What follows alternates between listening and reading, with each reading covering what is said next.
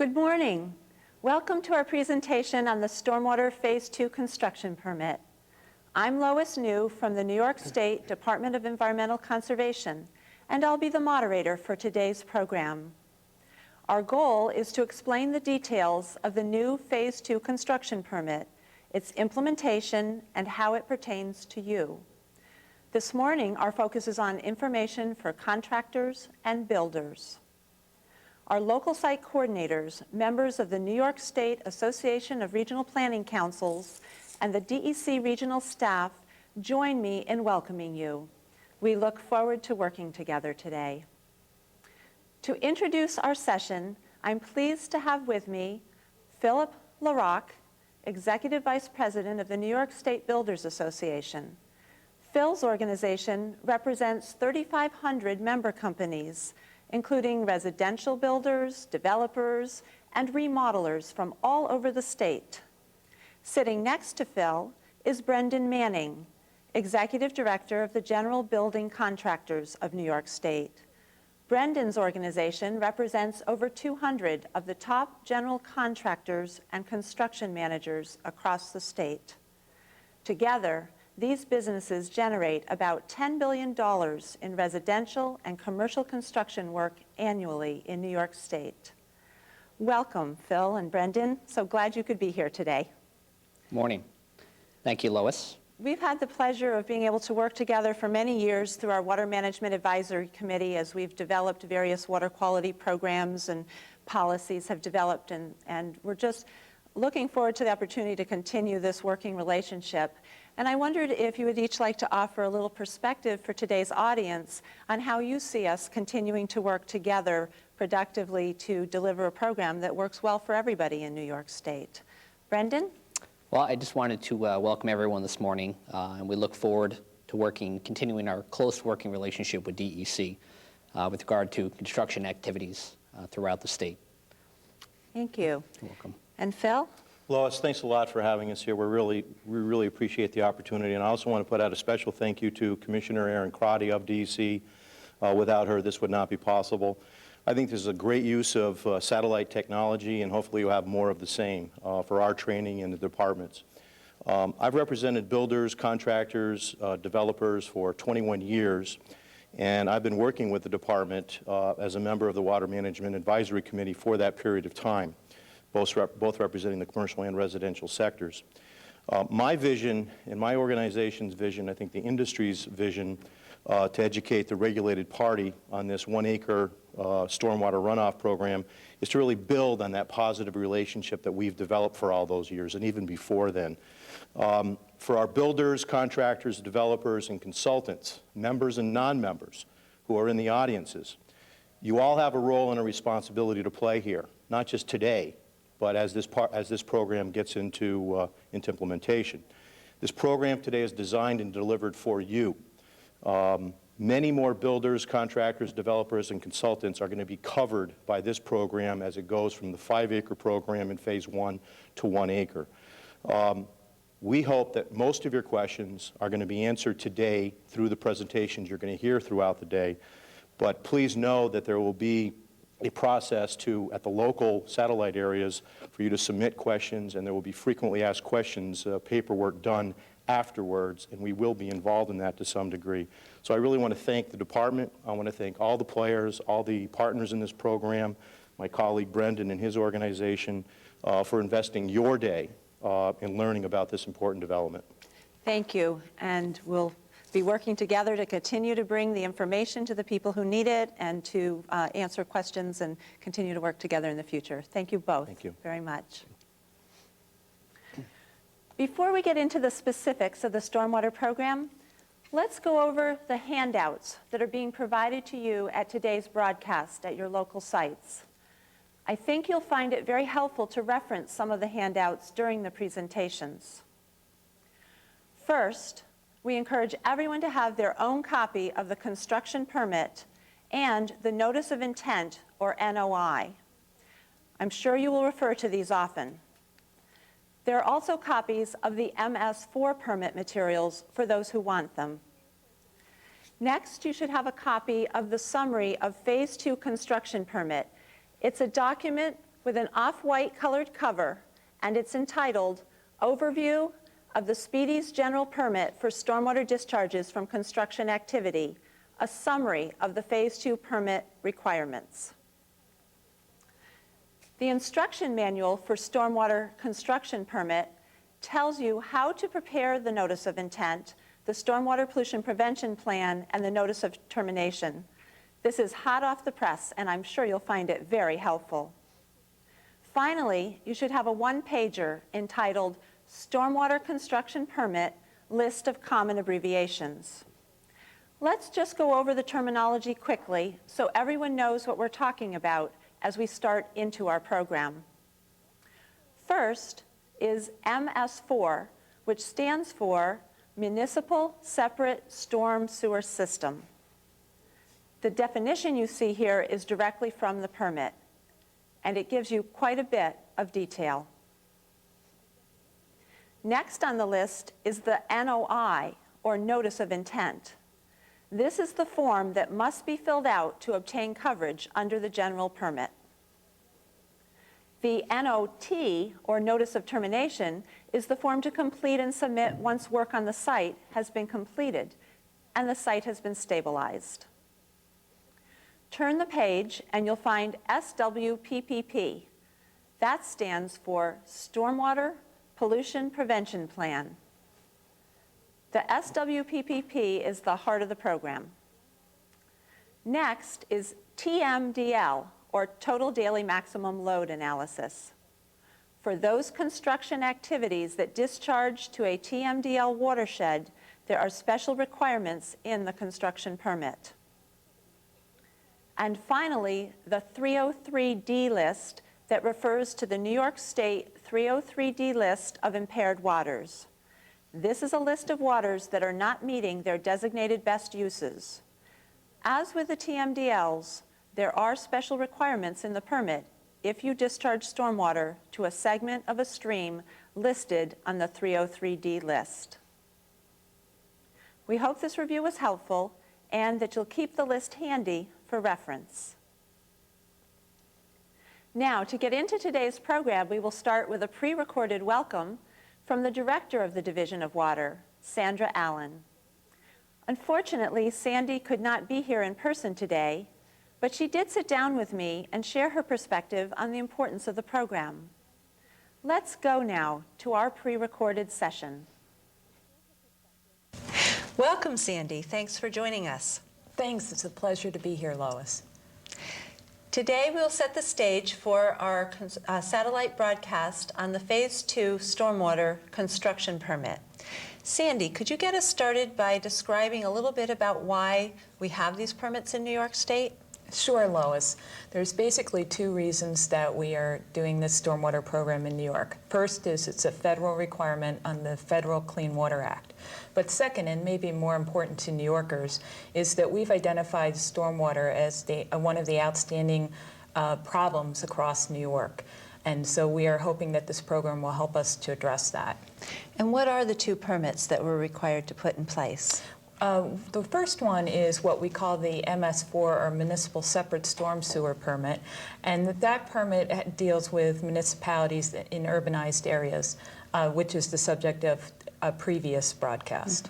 The second one is for construction activities, and you may recall that we had permits for construction activities of sizes of 5 acres and above. This new requirement brings the regulated construction activities down to activities of 1 acre and above. And what kind of environmental benefits should we expect to see? What are we trying to address here in New York State as problems? Principally, we're trying to address issues with sediment and nutrients. Okay. Could you tell us a little bit more about them? Sure. I'd like to set the stage by showing you a couple slides showing construction impacts. Basically, impacts can occur at site during construction when the soil is not properly stabilized, and there can be long-term impacts associated with impervious surfaces at the construction site, such as streets, parking lots, sidewalks, and roofs. This slide shows runoff where snowmelt or rainfall can transport sediment and nutrients from disturbed soil at construction sites to receiving water bodies. Further, nutrients can contribute to weed and algal growth in water bodies, particularly lakes. Sediment in runoff can enter a receiving water body either directly, for example, over land and into a stream, or indirectly through a stormwater conveyance system, such as a stormwater system, which almost invariably discharges to a receiving water body. Storm sewers have to be cleaned more frequently when sediment enters them, and the cost for cleanout typically are passed to the community. Also, uncontrolled runoff from construction sites can become a nuisance in other ways before it reaches the water body. This increases the cost of development because someone has to clean it up. Here is another example where the cost of development will be borne by the community in terms of potential flooding upstream and removal cost. Construction activities too close to a stream can result in loss of protective riparian vegetation, resulting in stream bank erosion and degradation of fisheries habitat. Sediment can reduce the volume of water that can be retained in a water supply reservoir, which adds to the cost of maintaining water supply systems. Sediment can also smother spawning beds in streams and vegetation in lakes to the detriment of fish populations and can severely damage recreational and commercial fishery resources. You mentioned that increasing the amount of impervious surfaces can have long-term impacts on our water resources. What are some of those impacts? Construction activities change the hydrogeologic characteristics of the site, and that can result in unwelcome effects on the water quality. Do you have some examples that you'd like to share? Yes. Beyond the more immediate problems of sediment are the problems associated with runoff. Impervious surfaces result in an increase in the volume and rate of runoff. This can contribute to flooding and damage to public infrastructure, as well as development downstream. These impacts can be greatly exacerbated as more and more development occurs in a watershed. Costs of flooding normally are borne by the public sector. There are other impacts. Because with impervious surfaces, there will be less percolation of precipitation into the ground. This can interfere with groundwater replenishment and aquifer recharge to the detriment of drinking water supplies. Also can result in lower base flows in streams during the warm summer months. This can have adverse impacts on fisheries resources, particularly for cold water species such as trout and salmon. Stormwater runoff transports many of society's contaminants from developed and developing areas. Nutrients, including phosphorus, stimulate weed and algal growth in freshwaters, and stormwater runoff from developed sites may contain nitrogen from fertilizer, which stimulates weed and algal growth in coastal areas. Those are some excellent examples of the problem, Sandy.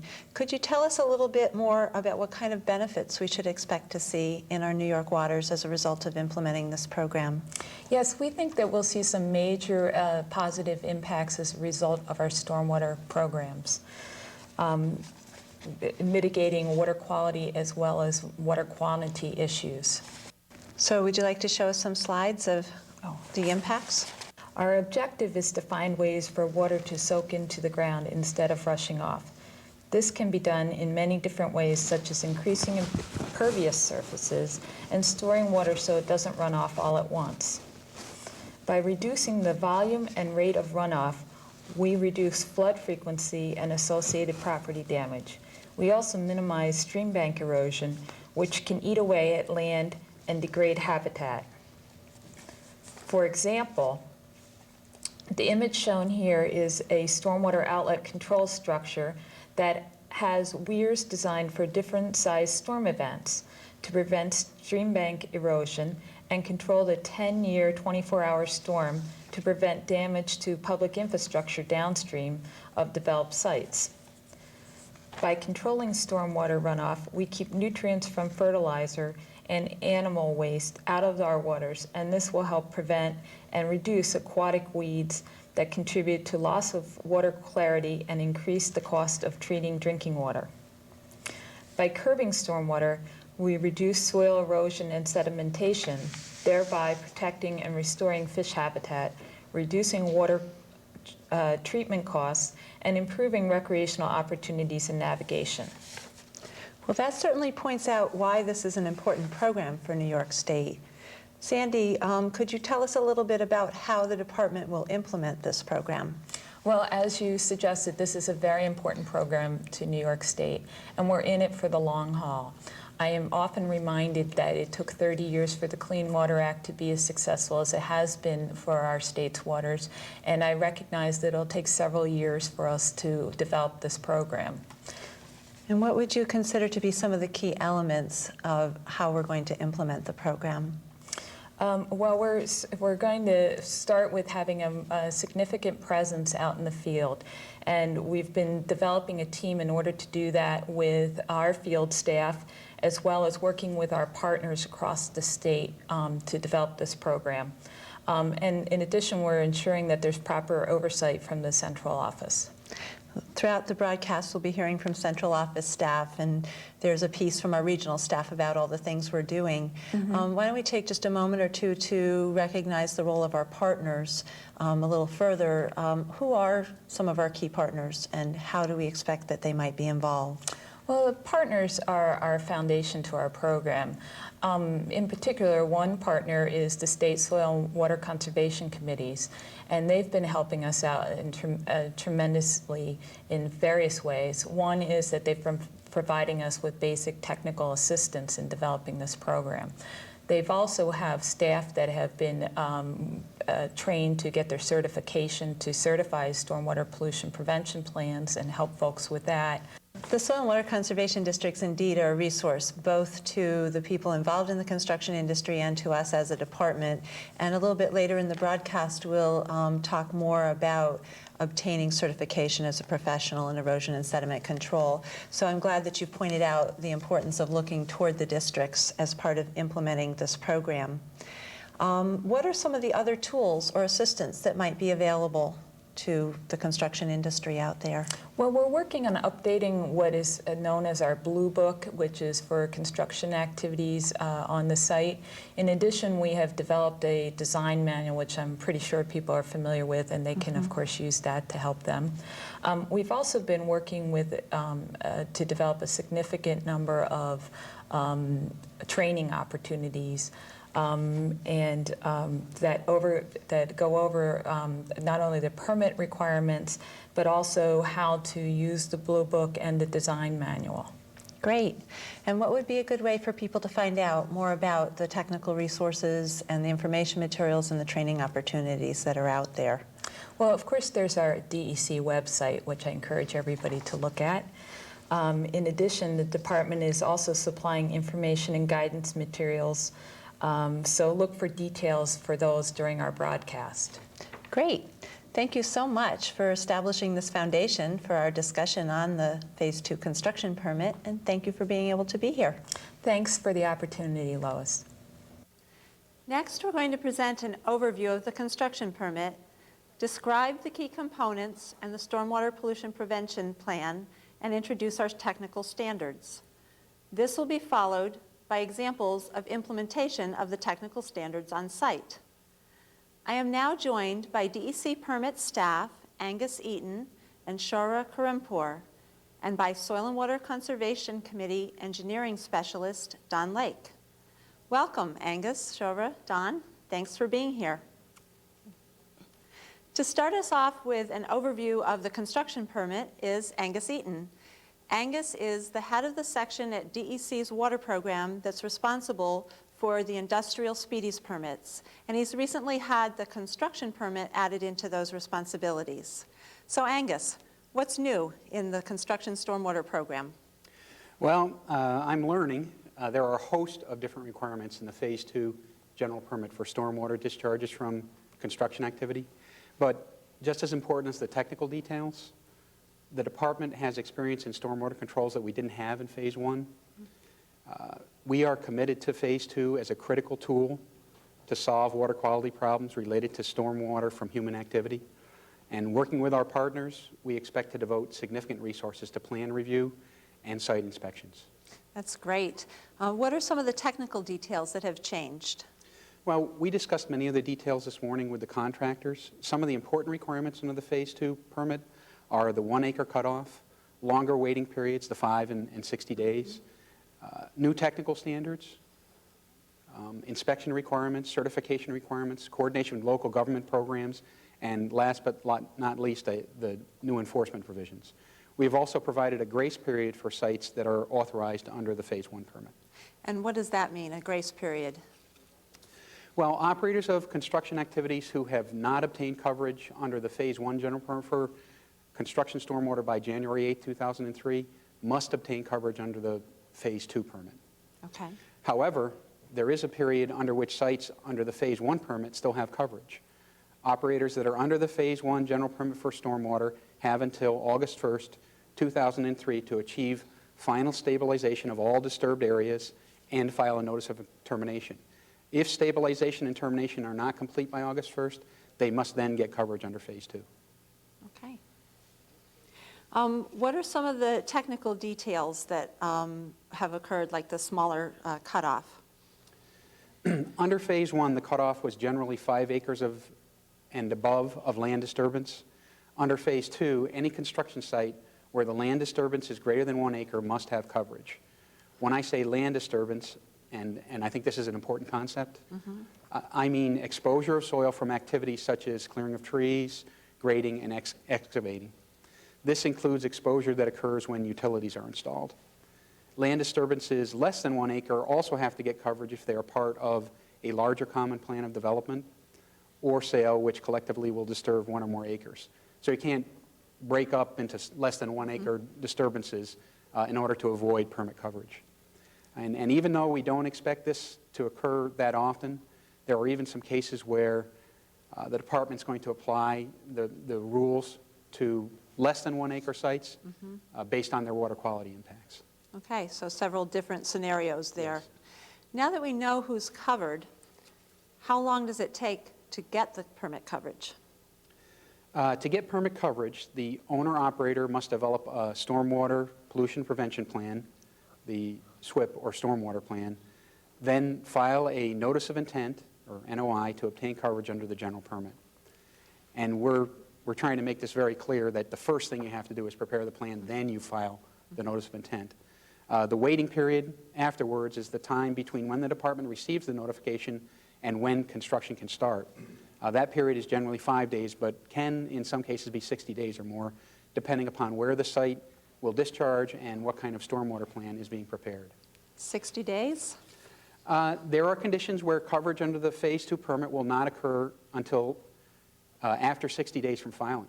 This additional time provides the department the opportunity to review the stormwater plan to be sure there is adequate environmental protection. The 60-day review period applies when the stormwater pollution prevention plan deviates from the department's technical standards or when the discharge is to an impaired water body for one or more of the pollutants attributed to construction stormwater, nutrients or sediment. And how would an applicant know which are the impaired water bodies? Well, Shore is going to talk about both the impaired water bodies and the technical standards. Then when can coverage, if you don't have to wait 60 days, which conditions can coverage be obtained in 5 days? Coverage may be obtained in 5 days for all those sites that do not require 60 days. The only qualifier is that if the owner-operator believes that 5-day coverage is available, but the department determines from review of the notice of intent that 60-day coverage is appropriate, the owner-operator could inappropriately start work before receiving a determination from the department. And how would you recommend that these situations be handled?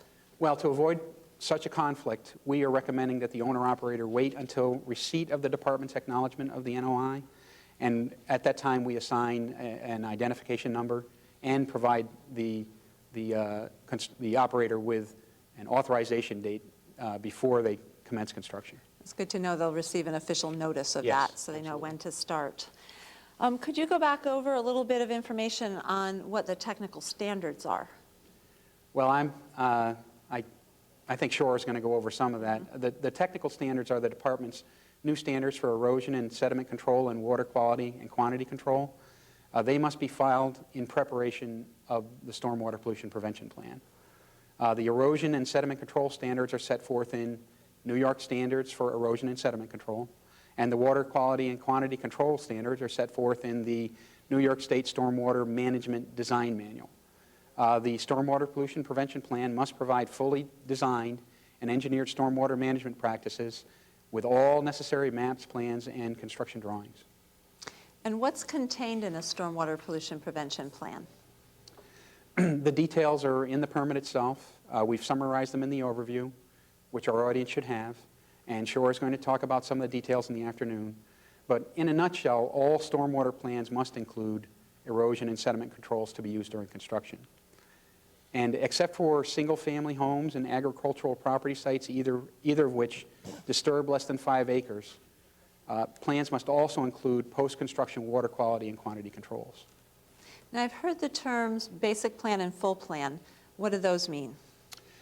We tend to refer to a stormwater plan with just erosion and sediment control as a basic plan, and a stormwater plan that also includes water quantity and quality controls, as well as the erosion and sediment controls, as a full plan. Okay. And are there any inspection requirements that are associated with the stormwater pollution prevention plan? Certainly self-inspection for all the plans, but there's not additional inspection requirements for basic plans.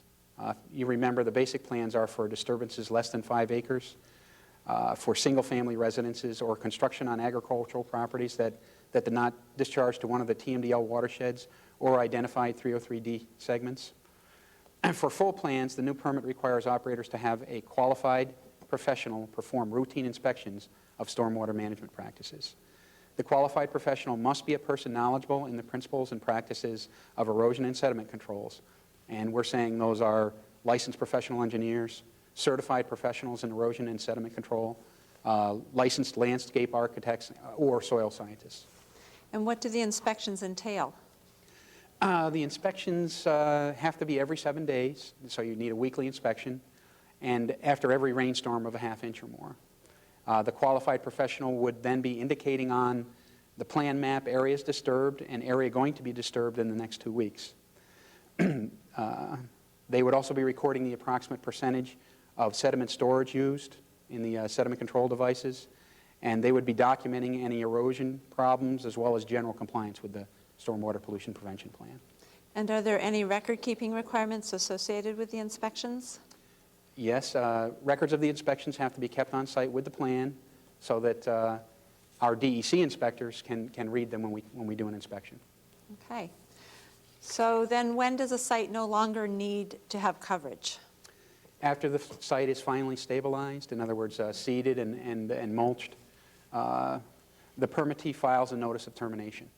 And that's it? Well, the permittee must identify all permanent stormwater management structures and provide a manual for operation and maintenance. And the permittee must certify that all permanent structures have been constructed as described in the Stormwater Pollution Prevention Plan. Okay. That sounds like soup to nuts. Well, notice of intent, Stormwater Pollution it's something Prevention Plan, anyways. Notice of intent. I think the details are a little bit more rigorous than that. And we can spend more time on that. Thank you very much. We'll move next to explore some of these concepts in greater detail. Shora is an environmental engineer, again with the permit section in the Division of Water, responsible for stormwater activities. And she has prepared a lot of the technical guidance materials that you all will be using, as well as the instruction manual on the Stormwater Pollution Prevention Plan. Welcome. Thank you. Let's start with telling applicants how they can identify their required plan components. How do they know what they have to do and the process that they're going to have to go through? Well, Lois, the process in the construction permit is identified in the flow chart. And the flow chart tries to show the process and make it easier to understand. And I will try to make it even more simplified. There are a couple of very simple concepts in there, and Angus mentioned earlier. Sites that, first of all the sites have to have a basic erosion sediment control plan. And another simple concept is relates to land use, which is family homes that are built either in residential areas or agricultural land are okay with the basic plan, with the erosion sediment control plan. Besides that, there are two other concepts to remember. Number one is that, like any other real property, there is number one rule, and that is location, location, location, where your project is located. And that relates to the condition in the permit, condition A, that looks at the site where it is discharging, whether it's in a TMDL watershed or is discharging to a 303D segment. And that would put the project into the application on a path that is longer and requires the DEC to look at it in more detail. And how would someone know if they are in a TMDL watershed? Well, we have prepared maps, and we have a map that shows the TMDL areas. Actually, the map is included in the instruction manual, and it shows all the TMDL areas. However, the map that the areas that are subject to condition A are only 2 of the 4 TMDL watershed programs. And those are Onondaga Lake. And there's another slide that shows that in more detail. This is Onondaga Lake and east of Hudson of New York City watershed. With Onondaga Lake program, preparing the full stormwater pollution prevention plan would adequately address the concern with the TMDL program. For the New York City watershed, east of Hudson watershed, there would be more stringent requirement that permitters need to meet. Okay, so these are the 2 areas that Right. people need to be most concerned about for TMDL coverage. What about the 303D segments? How would they find out if they're discharging to one of those? Well, we have another map that is not perfect. It just shows by points where the segments are. The segments are about, I think, a total of 78 segments, and they are impaired by the pollutant of concern, which is silt and sediment and nutrients. And this condition is different. This is different from TMDL. This is direct discharge, or having the site having discharge to the segment as opposed to being in the watershed of those segments. And I think in the afternoon we're going to tell people where or how they can obtain maps, and when we delineate the segments, because the segments based on the list is not the whole, is only probably a defined reach of the segment, and we are going to show that in a line data set. Okay, so this was just a basic indication of where they are, and we will be providing more detailed maps they can look at. Well, I think that takes care of location. What's Right. the second major concept that you wanted to cover? The second concept is deviation from the standards that would put the application on the 60-day track. And in both cases, deviation and impaired water is the simple, not simple things, but there's a couple of additional steps to take. Preparing a full stormwater pollution prevention plan, allowing 60 days for DEC to look at the plans, if it is necessary, review them, and also certify the plan. And certification of the plans are done by, or should be done by, certified professionals, licensed professionals. And the list goes as professional engineers, licensed landscape architect, and certified professional erosion sediment control specialist. Now, we're concerned about the deviation from the standards. Can you explain what they are? Well, these technical standards are standards, specification, and methodologies that are adopted by DEC. And we know we know the design of these practices, we know their effectiveness of them, and they're documented, they're monitored, and they all appear in two documents that Angus mentioned earlier in the guidelines for erosion sediment control, and also in New York State design manual for stormwater control. And what's the blue book that I hear about? Oh, the Blue Book is the nickname for New York guidelines for urban erosion sediment control. People The call same it that thing. name. Yeah, it's the same document. And this document identifies erosion sediment control practices, their specifications, and generally, there are practices that are used during construction. However, they will definitely be used for post-construction for the same objective, erosion sediment control.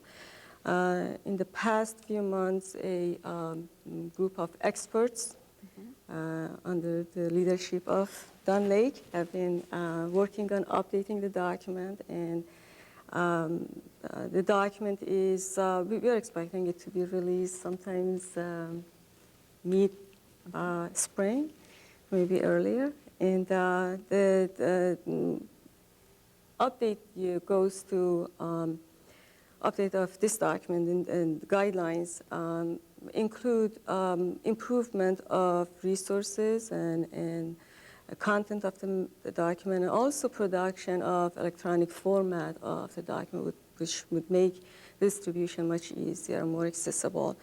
And the name of the document, if you have noticed, the name has changed to New York Standards and Specifications for Erosion Sediment Control. That change of name doesn't change anything into the document as far as the naming is concerned. And because the question was asked previously a number of times, the current version of the document is as valid as has ever been.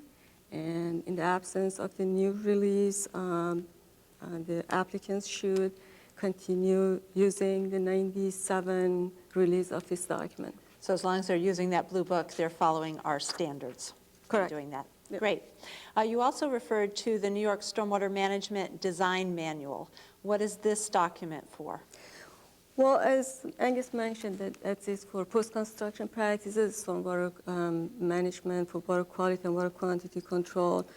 And this document, in Chapter 4 of the design manual defines the sizing criteria, which is very important. And it identifies how much water should be captured. And that's the key point of the standards. And for water quality, there is a 90 percentile rule, which is 90 percentile of daily annual average rainfall. The runoff from that rainfall must be captured. And this size of rainfall is, although it's a small, but it is most frequent rainfall and is blamed for most water quality impacts. The practices, another aspect of water quality control is the practices that are listed besides the criterion for sizing. And those practices are in 5 major groups. They are stormwater ponds, stormwater wetlands, infiltration practices, filtering practices, and open channel design. These practices have, they all contain a certain amount of water, the quantity of water, which is water quality volume. And they either, there is a detention, and then the water is released through some outflow or filtering device, and or it is released through retention, which allows the water to remain in a permanent pool. The treatment mechanism in these practices, the 5 group of practices, are generally settling, filtration, and is pollutant uptake either by biological treatment or absorption of pollutant into soil particles. So there's lots and lots of information on the technical details Right. in that manual. Besides this, this is water quality, and the water Right. quantity, there's three main objectives in water quantity control, and those are generally to reduce velocity, and the criteria is to control the 1-year 24-hour rainfall for channel protection, and a 10-year 24-hour rainfall for overbank flood, and 100-year for extreme events, which is flood situation. Great. Now that you've described some of what's in the technical standards, what does the department consider to be a deviation from these technical standards? Well, we might call it the question of the day. Since the permit is issued, this has been a hot topic of discussion. And everybody wants to know what is an acceptable deviation. And deviations may be made because of a wide range of reasons, and a spectrum of a variety of circumstances that DEC's standards may not be applicable or practical. A deviation is when a designer does not follow either the numerical or narrative guidance stated in the design manual. And it may start from revisions to the practices that are listed as approved practices.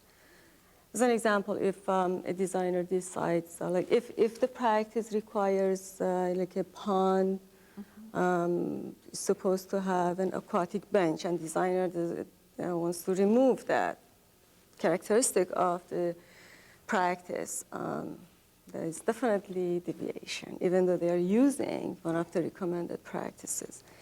And then there would be circumstances where none of these practices will be applicable, and designer wants to choose something else, and that is deviation. In general, as long as the list is long, we have retrofit situation where people cannot even apply any of the practices, or either on the manual or outside of manual. But in general, when if deviation doesn't neglect performance of the practice, if water quality quantity control goals are reached, if deviations are justified well, and if there are good reasons for the design modification, then deviation will be accepted. And would this be considered to be the department issuing a variance? That's a good question.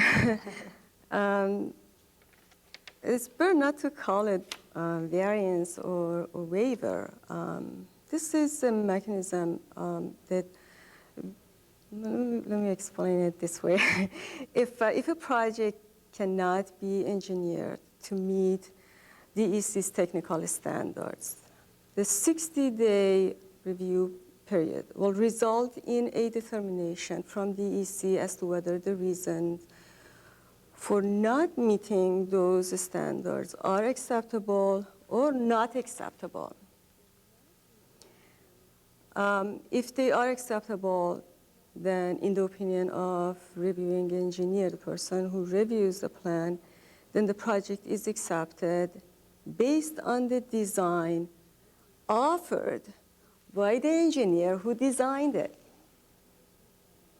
It should not be assumed that DEC will necessarily point out potential problems or will offer resolution for fixing problems.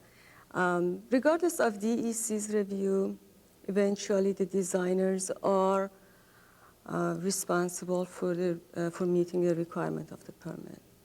And the process is meant to provide flexibility to the engineering community and planners to apply alternative methods where these standards do not provide best application.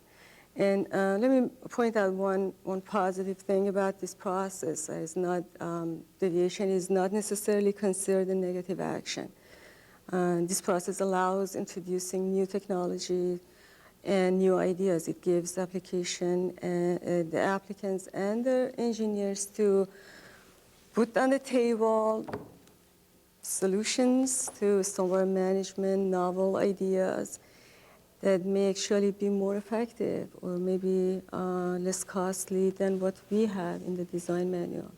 It sounds like we're expecting that some of the technical standards could change over time. Are there any plans to update them? Well, we did define a process in the design manual that allows going back to the manual and revisiting what we have and bringing new technology. At this point, we don't have that process in place. Kind of tool it has been out for a year and a half. We don't see that technology has changed so much in the past year and a half. But we went through when the permit went out, and we got some responses from people who sent us comments, and we collected the comments that related to the design manual, and they were all in line with what we had found to need improvement in the manual in the past year and a half that we supported it. And we have put together those comments, and we're going to just make those changes. And they are not, those changes are, chapter 3 has to be changed, and some typographical error. And the changes that we anticipate at this time, they're improvement, and they don't alter the design criteria or performance criteria. Good. We're going to need to move along a little bit here to make sure there's time for Don in his portion. Could you touch on the stormwater pollution prevention plan a little bit? Sure, I can go through that very quickly and let Don expand on it. The publication that was released just a few days ago defines the process or gives an outline on how stormwater pollution prevention plans should be prepared. The notice of intent, what are the instructions, where to get the answer to the questions, where to find like the right map or what the questions mean, and the notice of termination, how to terminate the coverage. Okay, how about explaining just a few of the elements of the stormwater pollution prevention plan? Yeah, if What's in it? Paging through the document, I'll go just to the stormwater pollution prevention plan because that's what the rest of things are not. Is much easier. A lot of question has been on what should go to the stormwater pollution prevention plan. Is a narrative. There should be a section that explains the background, what's on the site, the resources that have to be protected, how the site is going to be altered, and if there's going to be, how this plan is going to secure the stormwater management on this site. And then there is another section. We identified maps, the scale, how many maps, what they should show. And then there are plan components that identifies every the computations, what should be identified, the calculation, engineering drawings, and the numerical values or calculations that should be done and provided, not too much, not too little.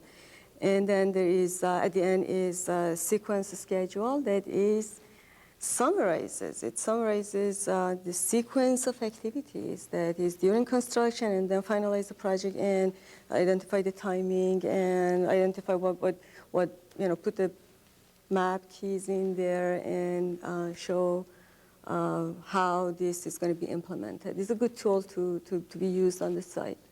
Well, we'll come back to it a little later this afternoon. Thank you. You're welcome. Now we're going to hear from Don Lake. Don is the environmental engineer with the State Soil and Water Conservation Committee. He has spent several years putting together training materials and training courses and delivers over 100 training courses per year in erosion sediment control and other aspects of stormwater management. And this afternoon, Don is going to connect the major concepts of the permit with the technical standards and walk us through some of the field things we should be aware of in putting the stormwater pollution prevention plan together. Don, a little mini course in 15 minutes. Well, thank you, Lois. It's Great to be able to take the framework of the permit and the technical standards now that Shore had just gone through, and how are engineers going to, for their clients, put together a good plan, a site development process and a good stormwater pollution prevention plan. So I think one of the first things in looking at the site planning process that's important is to make sure that we plan the development to fit the site. All too often, we're looking at sites that have been planned to fit the development, and resources haven't been identified, and it's key that we look at the resources that are on-site, critical resources that are off-site or adjacent to the property, and make sure that our plan addresses the appropriate measures that have to be done as we develop that site. The other thing that we often get involved in is to determine the limits of clearing and grading. Again, this gets back to phasing a development project once we have a concept of what we're doing as far as the resources are concerned, but to make sure that we limit the amount of clearing and grading that takes place in any one phase in order to bring that into a perspective for protection of those resources. So that's sort of the initial assessment of what needs to be done? Yeah, that's one of the things that there are a couple of things that need to be done, and then beyond that, we're looking at the water management of the site. We need to divide the site into natural drainage areas. We need to know where the water goes now, where's it going to go in the future, and what are we going to do to protect any alterations or changes to that, because often the discharge points that come off of an existing site are radically changed due to the development process. Either we increase the drainage area or we limit the discharge. So we need to be sensitive to what we're doing and how we're going to engineer that in the future. And then on top of that, then once we have a good concept for what's happening out there on the site, we need to go ahead and to design the appropriate erosion and sediment control practices in the near term as we also protect for stormwater management in the long term. And those practices, of course, as we had discussed a little bit earlier, center around vegetative controls for controlling erosion by controlling runoff and stabilizing soil, and then structural controls that are employed also sometimes when we get into sediment control and sediment management. All right, then after you've assessed all those conditions, what major factors do engineers and developers need to be aware of in order to produce their stormwater pollution prevention plan? Yeah, it's important that designers keep in front of them those factors that influence erosion and also influence runoff. As we look at the site-specific characteristics of soil erodibility, that type of soil that they have on the site, dirt is not just dirt, it's going to vary in its matrix, and some are more erodible than others. And of course, if their vegetative cover is removed, then that's going to create some exposure, altering maybe of the groundwater regime. There's going to be some problems out there. Topography is a factor. We need to identify steep slopes, areas of high risk. What kind of climate do we have at our project site? Climate varies from Erie County to Dutchess County, and we need to know what our risk is for any given rainfall event. And also, there are many projects that go through a seasonal shutdown period or frozen soil conditions. Also, some are short-term. So what season we're constructing the project in is also a factor as engineers put together their stormwater pollution prevention plan. So those are all associated with the erosion sedimentation issues. What about, that happened during construction, what about post-construction considerations? It sure, as outlined earlier, the water quantity and water quality components of the plan are also critical. And water quantity is going to require a hydrologic analysis of the existing site condition before any disturbance takes place. And then depending on the site development alternatives, the post-construction hydrologic analysis needs to be done in order to see what changes in the volume and rate of runoff occur at the discharge points. Those discharge points then have to be mitigated, and usually we use specific practices in order to control the increase in water quantity. And those practices include things such as stormwater wetlands and extended detention ponds, where that increased rate of runoff can be mitigated by holding it back, releasing it at the rate that existed prior to development, so we don't have any increase in the overbank flooding or the 100-year floodplain, the extreme storm events. And also the water quality treatment volume can also be used inside of the extended detention ponds and stormwater wetlands to be able to reduce and mitigate the pollutant load that usually is generated by the increase of impervious surfaces. Would you like to point anything out to our audience in terms of the slides you've pulled together here?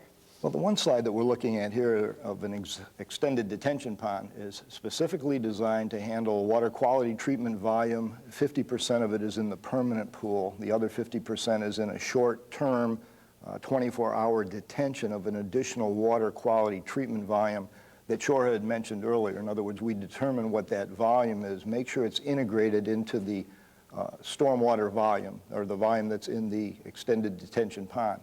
On top of those volumes, we size the additional volume based on that hydrologic comparison we saw earlier between pre-developed and post-developed conditions. As we look at a stormwater wetland slide, stormwater wetlands are also used very similarly, that they can control water quantity as well as quality. But one of the main differences are that in water quantity control, we allow the volumes to dictate the height of the structure, but in water quantity control for wetlands, it's important to recognize we can't allow an extreme depth of water across the wetland. So we like to limit that to no more than 2 to 3 feet. So area is important. But there are many, many developments that are out there now that recognize the value of these practices inside of their communities, and a lot of people like to be located near these types of practices. Looks attractive. What about water quality?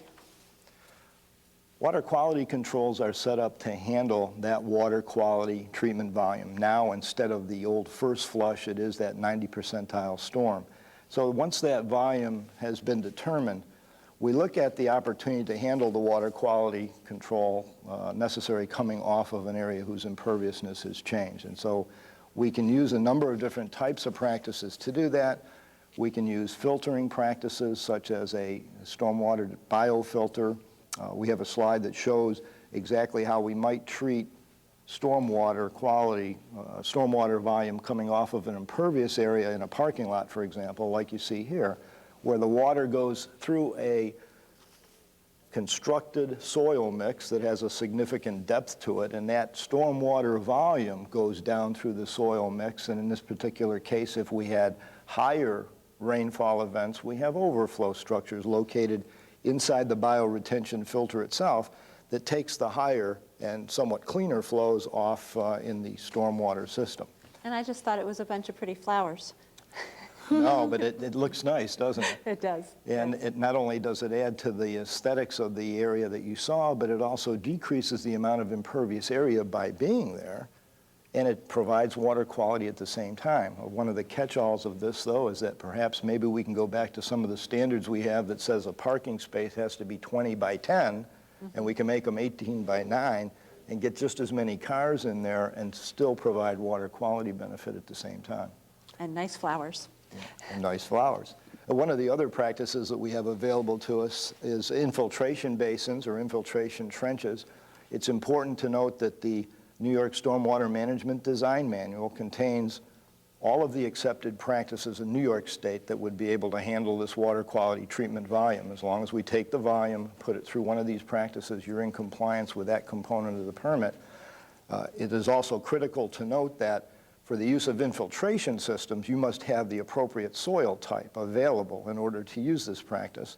I have reviewed some plans recently that try to put infiltration practices on soils that won't allow a minimum of a ½ inch per hour infiltration rate. So as we get into these practices, it's very important that consultants and engineers take a good look at the criteria and make sure that they're in compliance with those standards.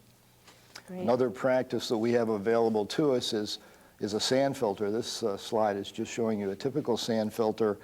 They're somewhat expensive, but as we get into situations where we talk about ultra-urban areas, areas that have a very, very high cost to them, and sometimes even in retrofit and hotspot areas, sand filters provide a nice solution for handling water quality treatment volumes. But one of the important things we must remember about infiltration, biofiltration, and filtering devices is that we're generally taking the water quality treatment volume offline in some way, treating it that way, and make sure the 10-year and the 100-year storms are managed in a different way, because we can't manage those storms in these types of practices.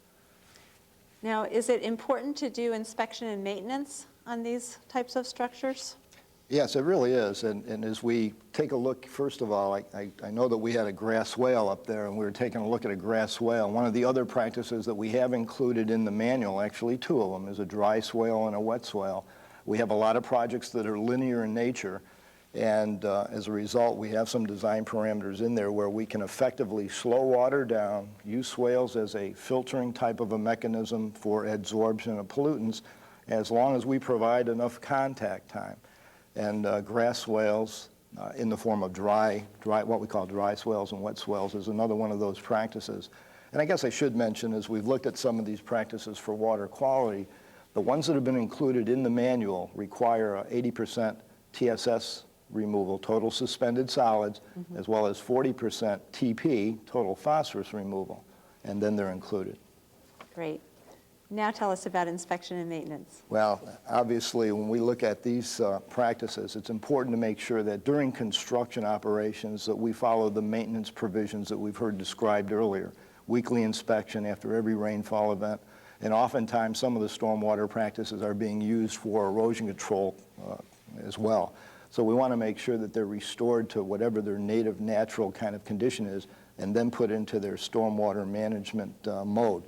But one of the key things post-construction is that after everybody walks away from the project, oftentimes it's donated to the local municipality who gets all the tax revenue from either the commercial or residential site, and they're expected to do the maintenance, which from legality in New York State can be a stormwater utility, a homeowners association, or the municipality themselves.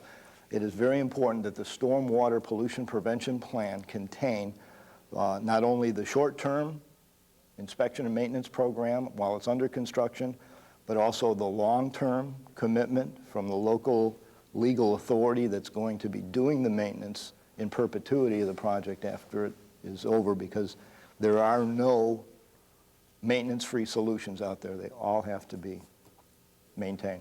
Well, I'm glad you pointed that out, because it is a very important responsibility, and we want everyone to be aware of who's going to be carrying that responsibility when the development is complete. So, important point. There's just one more thing that I'd like to ask you to clarify, if you could, for us while you're here. A number of times today we've heard talk about a qualified professional in erosion sediment control, and you referenced earlier training for people who want to become certified professionals in erosion sediment control. Could you tell people a little bit about what that means and how someone gets certified? Certainly. The CPSC, or Certified Professional Erosion and Sediment Control, is a program that's administered independently by CPSC Incorporated. It is a certification body of professionals, and at its website, cpesc.org, the qualification, application process, and reference forms and all the information is located there. And I know that there is a link from New York State DEC's website to Syracuse University.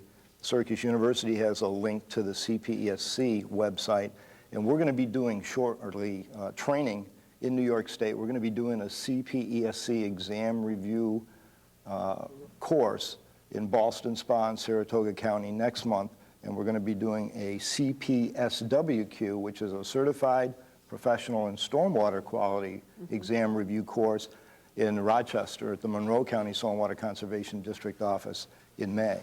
So individuals that are interested in getting more information on that program can go to the website. Syracuse University courses also in Syracuse and in Fishkill will conduct CPESC exam review courses. I don't know the exact dates, but you can go to their website, and they are posted there. Okay, and can you just summarize by how it would benefit someone who's in this business to get that certification, why they might want to do that?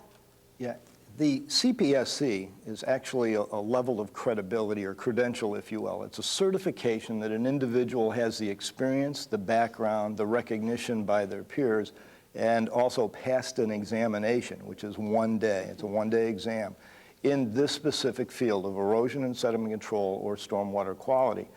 And although I'm a licensed engineer and there are many other licensed professionals, it doesn't necessarily mean that we have a particular experience in that discipline. And this is targeted specifically for this for erosion and sediment control, site planning and development, understanding the natural resources and the impact on natural resources from changed land uses. So the CPSC program was developed in 1982 and has been ongoing. There's more than 1,480 certified individuals internationally. And the CPSWQ program, although it started in 1998 as a CPSQS, has been renamed. There are about 25 individuals now that are certified, but the applications have just tremendously swelled with the advent of the Phase 2 stormwater rules and regulations. So people that are already licensed in their professions have sought this certification as that extra level of credibility credential in the field. And since there are a number of aspects, times when a developer might need to have someone with these credentials review portions of their plan, then it could be economically beneficial to them if they had that expertise in-house at some point. Exactly. And otherwise to know who else has it that they can seek it from. Right.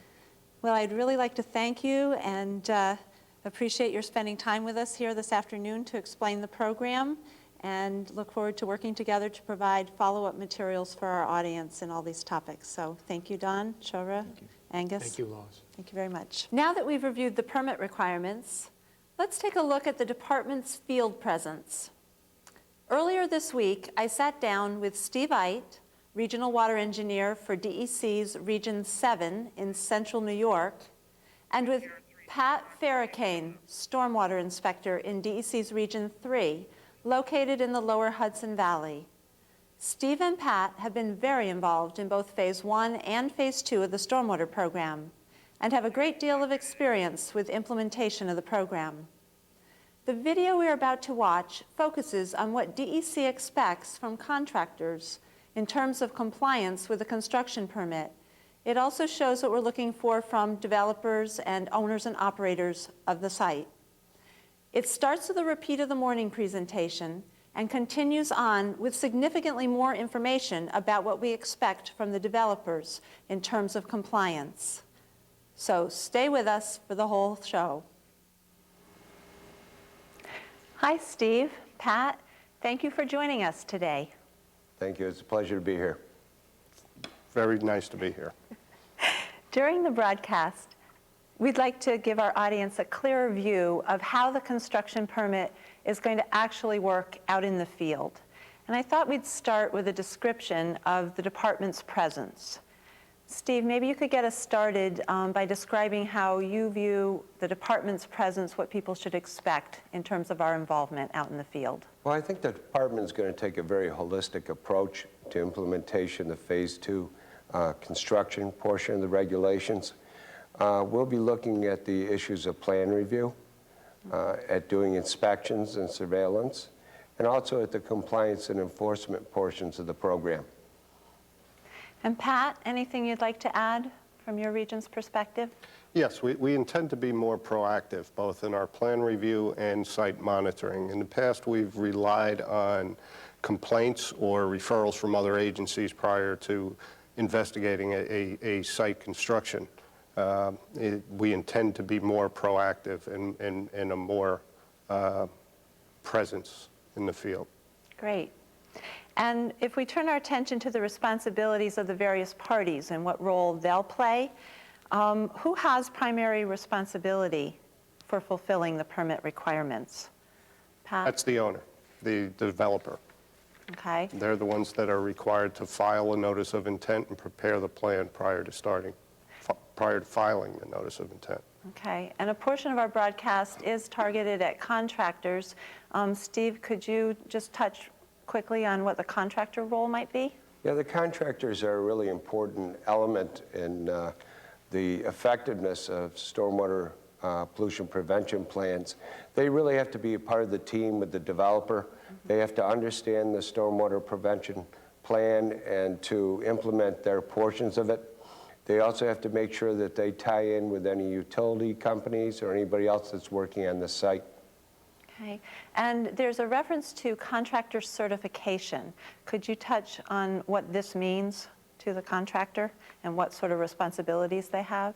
Sure. As a part of the SWPPP, the contractors have to sign on and certify that they will abide by the plan. So it is important for them each day to be looking at what the situation is in that particular aspect of the site that they're working on. It also gives them some legal responsibilities here as far as making sure that they follow the plans. So I could really summarize here by saying that everyone involved in the construction activity bears part of the responsibility for implementation of this program. So there's information here for everyone that they're going to need to follow. Why don't we talk a little bit about the self-inspection aspects, because this is such an important part of the implementation of the program and a significant responsibility for both the permittee and the contractors and all the parties involved in construction. Requires that they do inspections following significant storm events of a half-inch or more within 24 hours after the storm. Okay. And what if the contractor is also the developer? Do they have to hire someone else to do this, or is it something they can do on their own? The contractor or the developer could be satisfied both requirements as both the owner of the project and the inspector if they are that qualified professional, such as a PE or a CPESC, a certified professional in erosion and sediment control. That would also apply to the contractor as well. If they're a PE or a certified professional in erosion and sediment control, they can satisfy their own self-inspection requirements. Okay, so that's an investment of time and training to obtain that certification. Yes, it is. It takes time. Okay. Why don't we turn now to our compliance standards? The department has established 7 major compliance standards for implementation of this program. Pat, could you give us an overview, and then we'll go back and talk about each one of them in greater detail? Sure. The 7 compliance standards are the 7 issues that we'll be looking at when we do a site inspection. First, we're going to look to see that the project does have coverage under the general permit and that the documentation of that coverage is posted in the construction trailer as required. We'll also look for the plan itself, or a description of the plan that the permit requires also be posted in the construction trailer. We'll see that that plan does address and does comply with all the elements of stormwater pollution prevention plan requirements. And then we'll do the actual site inspection itself. And during that site inspection, we'll be looking for the implementation of all these temporary erosion and sediment control measures. Are they properly installed? Are they being properly maintained? And are they being modified as necessary to prevent the contravention of water quality standards in the receiving waters, which is the ultimate objective of the general permit itself. Following also during the site inspection, we'll be looking to see that those permanent water quantity and water quality control measures are also being properly installed in accordance with the requirements of the general permit. We'll also look to see that the site is being temporarily and permanently stabilized in accordance with the requirements. And the permanent stabilization is key to the developer submitting the notice of termination. Prior to submitting that notice of termination, construction has to be completed and the site has to be permanently stabilized with a non-erosive cover. When that has been satisfied, then the developer may submit the notice of termination, which would remove the project from the regulatory control of the department. Thanks. Very clear. Let's go back then and talk about each one in a little more detail, what the department's looking for, how the developer would implement each of these. The first compliance standard that you named was the complete notice of intent and copy of the stormwater pollution prevention plan being on site. Who will actually determine the completeness, and how will we follow up in the field? Steve?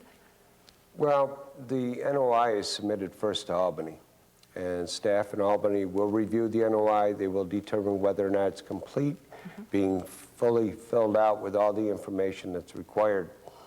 Then all of the NOIs that would be related to the 60-day period prior to the permit having coverage, all of those will be forwarded to the region. The region will then have those to review. They will know what those projects are. They will be able to determine if there's anything significant there as far as any environmental issues or anything that the region wants to go through and take a look at. So this is something we'll be tracking quite closely. Yes, the region will have staff involved and be looking at SWPPPs as well as the NOIs. Great. Okay, the second standard that you talked about, Pat, had to do with the proper implementation of the stormwater management program, a very central part of the program. How will the department verify that this is actually happening and ensuring that the stormwater pollution prevention plan is satisfying the general permit? The first thing that we'll do is look through the plan while we're at the site to see that it does address the primary elements of a stormwater pollution prevention plan, particularly erosion and sediment control during the construction process, as well as the post-development requirements.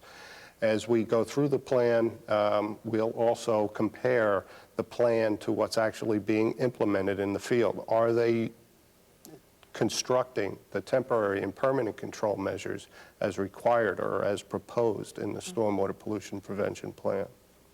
And what happens if the plan is being properly implemented, but there is still a violation of a water quality standard? Does that constitute a violation? Yes, it does. The plan is essentially a living document. It's supposed to be, it needs to be modified as construction progresses. There are day-to-day changes that occur at a construction site that can't be addressed in a paper plan. So one of the requirements of the developer and the contractors are to make those daily modifications to ultimately prevent the contravention of water quality standards in the receiving water. So you would look to see that a plan is kept up to date and modifications made and not just in its original form. Yes, we would. Yep, that's natural. Now, another what-if question. Let's say that someone's really done a great job of putting together their stormwater pollution prevention plan. They picked the right techniques, they're implementing them properly, and along comes a very severe storm that washes out the practices. How would we respond to that scenario? We would take the severity of the storm into consideration when we're doing our overall site evaluation. If it's obvious that the erosion and sediment control measures have been properly installed, have been maintained, and the operator or the contractor has done a good job at implementing the stormwater pollution prevention plans, we will take that into consideration during or in contemplating an enforcement action. If, however, we also find that during the site inspection that there was no effort to control runoff during the construction activity, we'll also take that into consideration. Okay.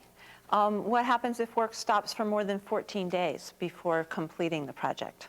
The general permit requires that there be temporary stabilization employed, proper control measures, such as site mulch, to cover the site temporarily and address the erosion part of erosion and sediment control measures.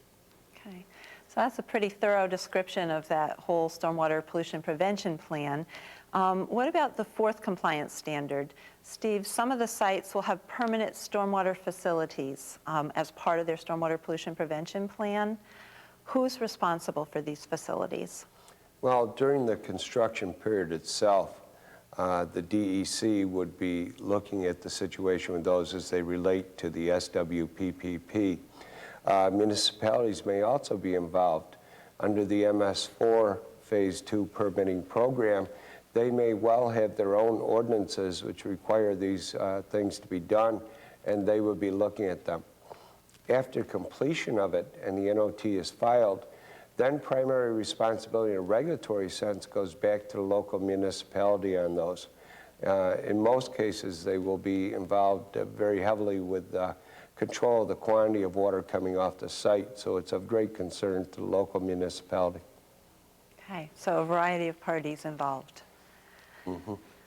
Okay, in the list of compliance standards, the fifth was a self-inspection log, and we've already talked about the importance of keeping the record of self-inspection. Pat, could you highlight for our audience what things we're actually looking for in the self-inspection log? We want to see that the site is being inspected in accordance with the requirements, meaning that they are doing it as frequently as the permit requires them to do, every 7 days and after those storm events of greater than a ½ inch. We're also looking for, are they identifying problems, and are they making the necessary corrections to those problems, and how much time passes prior to identification and actual correction or implementation. So we want to see that there is progression being made at the construction site to identify and correct those day-to-day problems that do come up to prevent that contravention of water quality standards. And then that will be compared with your own inspection at the site or people's observations? Yes, it will. We'll certainly compare our inspections to what the paper or what the site inspection log shows. If we see obvious deficiencies and the inspection log shows no deficiencies throughout the course of the inspection period, it would be an issue that we would raise as a follow-up to our site inspection. Great. Okay, and finally, the last two compliance standards relate to the notice of termination. What actually constitutes an adequate notice of termination and final steps they have to take? Notice of termination would be filed when the project has reached full build-out conditions. Everything has been constructed and all areas of disturbance have received permanent stabilizations, permanent non-erosive cover. Once that's accomplished, the owner would file the notice of intent to terminate his coverage under the general permit. Okay. So that's the overview then of the things we're looking for compliance, the major highlights that our audience should be aware of. Anything else to add in terms of emphasis on the compliance standards from either of you? We do always look at the issue of turbidity. That's an important thing and a question that we often get.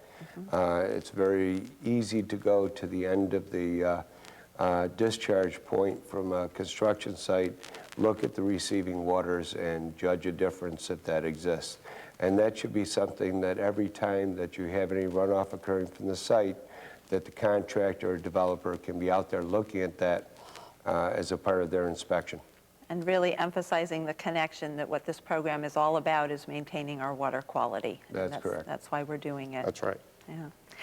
I think it would be helpful now if we turn to some examples of how the compliance standards have been applied in either of your regions, and maybe just give our audience a feeling for what kind of situations you've seen in the region, how you evaluated their compliance, and what happened as a result of that. Pat, could you start? In general, prior to most recent times, our response has been to complaints as they're brought to our attention by the general public or referred to us by other agencies. When they are brought to our attention, when a problem construction site is brought to our attention, we will visit the site. We will make an assessment of whether the site is in compliance both with coverage under the general permit if it needed it and implementation of an acceptable stormwater pollution prevention plan. Typically as a follow-up, in addition to identifying the problems, if any, that we observed at the time of the inspection, we'll ask for the submission of a stormwater pollution prevention plan. If during the course of the inspection water quality violations were observed, not only will we ask for the plan to be submitted, we will proceed with our first cut at an enforcement action, which is to hold a compliance conference and to ultimately resolve the problem through a department-initiated consent order or order on consent. A consent order, if it's appropriate, would require corrective measures to the site, either short or long-term corrective measures, and it would also involve a penalty that a developer would be responsible for. Consent order is our informal means of resolving site violations associated with not only this general permit, but other speedies permits as well. Great. And we do have a presentation from our compliance attorney on the penalty aspects of this permit a little bit later in the broadcast. I'm sure he'll elaborate on that. Yes. Steve, how about in your region? Do you have an example to share? We've had several enforcement issues in the region. One example would be for a contractor or developer that opened up a full 85-acre parcel. They never submitted their NOI. They did have a stormwater pollution prevention plan that was well done and approved by the town. They never implemented it. Consequently, we had problems. We had calls that notified us that we had impacts on the creek and the nearby lake. We went out and responded to that. Between the time that it took them for reworking things on the site, costs of attorneys, penalties, and finally taking the right steps that they should have done initially probably ended up costing that developer 5 to 6 times what it would have if they had just implemented the plan in the beginning. Significant. Does the permit contain a provision for a stop work order in cases of significant noncompliance? Yes, it does.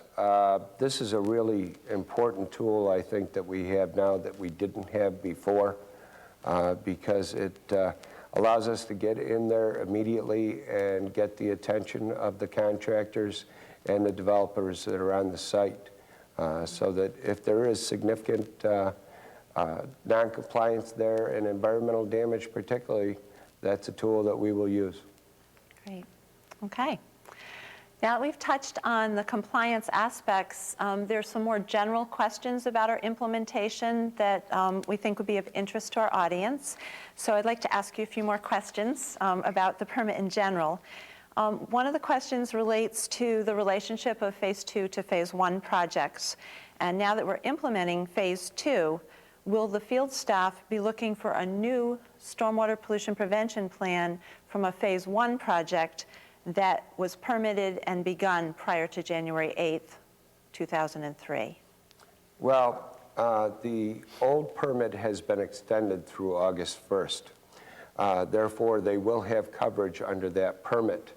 Now, what it also says is that if you have an approved SWPPP that is in place and that you are currently permitted, that will hold through, and even after August 1st, when you have to reapply for coverage under the new permit, that same stormwater pollution prevention plan can continue and be used through the duration of the project. That is specifically for those things that were covered under the original permit. And what if a developer submitted their notice of intent under Phase 1 but had not begun construction until after the January 8th timeframe? What are their responsibilities? If the construction has not yet begun, then they should be submitting and developing a new stormwater pollution prevention plan under the new permit. So anything begun after the effective date of the permit must follow the new stormwater pollution prevention plan requirements. Okay, now that was for the larger acreages. What about something that is smaller than 5 acres and therefore wasn't covered under Phase 1 that began before January 8th? What are their responsibilities at this point? Well, because they were not previously permitted, they're in a little bit different category. They do have to apply for coverage for those 1 acre to 5 acre parcels, and they do have to abide by the new permit. So they need to look once again at that flow chart and see where they fit into it, and they do have to submit an NOI. Okay, thanks. We've talked quite a bit about water quality aspects, but there's also a water quantity element to this program. When you go out and do your field inspections, will you be looking at the stormwater pollution prevention plan for water quantity issues as well as water quality? Yes, we'll be looking to see both during the field inspection and after as a post inspection follow-up that the plan that's being implemented at the time of the construction does satisfy the requirements of the general permit, and that would involve both temporary erosion and sediment control measures, but also both post-development quantity and quality issues. Okay, and we'll go into more detail on that in the afternoon session, a little bit on the quality. Another question has to do with the submittal of the notice of intent and the fact that the notice of intent requires the stormwater pollution prevention plan to be done before you actually submit your notice of intent. What is the impact of this requirement, Steve? Well, in many cases, they're going to have a 60-day waiting period. One of the things that's important to the department is to understand whether or not they have done the SWPPP according to the technical design standards that have been developed. The 60 days allows the department an opportunity to go through and look at anything that they have done that may have been particularly different prior to them beginning construction and having coverage during the permit. Okay. Another question we have relates to the definition of a construction activity. What's covered, what's not covered. Steve, could you start us out on this one? Well, the definition is fairly broad, actually. Many things are covered, and most things are covered in here.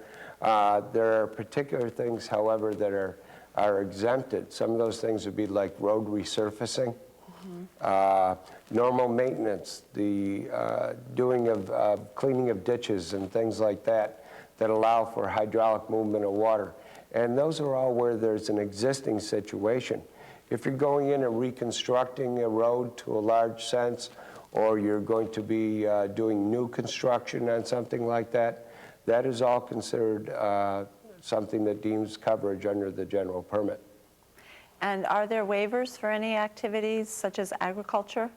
There is a specific waiver for agriculture, but it is limited only to those things that are particularly agricultural activities. Okay, so when you're talking about plowing, other activities like that, that is exempted from this permit. However, if you're doing something that's related to construction, such as a best management practice on the farm that exceeds the 1 acre threshold, in those cases you do need to seek coverage under the permit, submit an NOI, and do the appropriate plan. So the significant term is if it's a construction activity. And this is something they should go to the permit to read more of the specific wording and details on construction. That is correct. That it is something that they want to be sure of before they start. If they have questions, they can contact the regional office, or I'm sure that the local soil water conservation districts will be able to help them. Great. Now, the other term that's referred to in the permit is a disturbance affecting 1 or more acres. Pat, what's the definition of disturbance, and then how does that relate to the construction requirement? Disturbance is generally defined as anything that involves clearing, grading, excavating, grubbing, filling at a site for new construction activity. It does not address existing maintenance activities, as Steve mentioned, but it is related to new construction.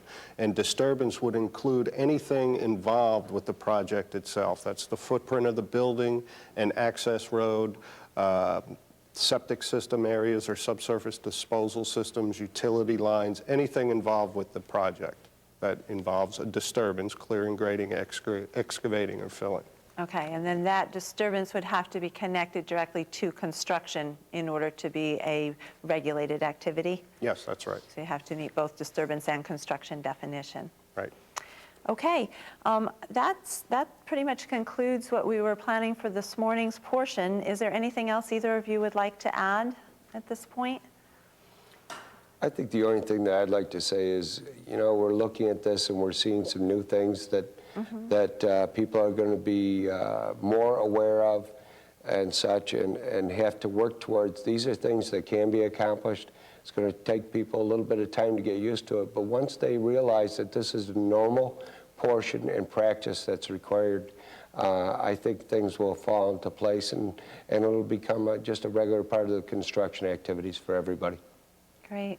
And encourage them to be in contact with our regional offices to seek help from soil and water conservation districts and the regional planning boards that are out there to assist.